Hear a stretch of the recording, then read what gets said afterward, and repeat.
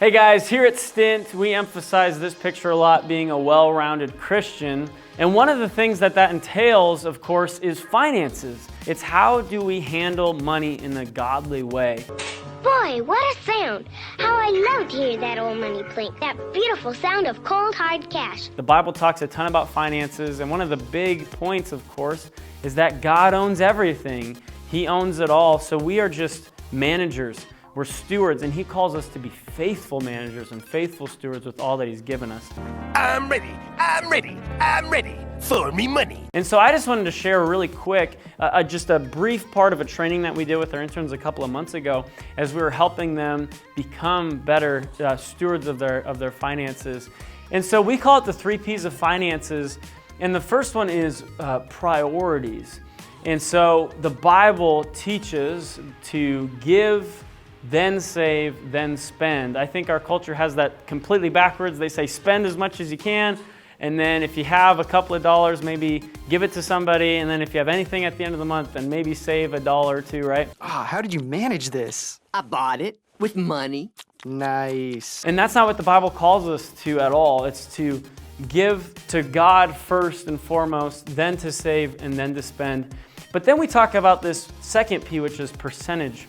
And we see biblical models and examples all throughout Scripture. And so a lot of people teach this, that a good baseline to start at is 10% giving, 10% saving, and 80% spending. But then the third P is realizing that God calls us to be a joyful giver. Finances really come down to a spiritual issue at a deep level. What you're spending your money on shows what you really care about.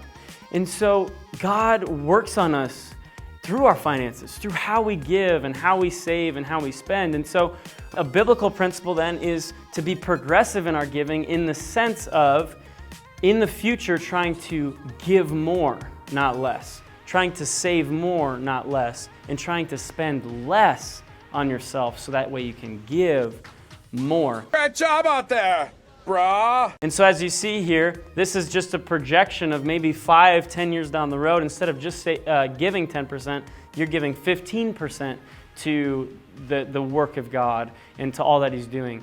And so I would just encourage you guys, Christmas just happened. You might have gotten a few extra dollars from your grandparents or family or whatever. Put this into practice. If you got $100, give 10 to your church, your local church that is spiritually pouring into you and spiritually feeding you every single week.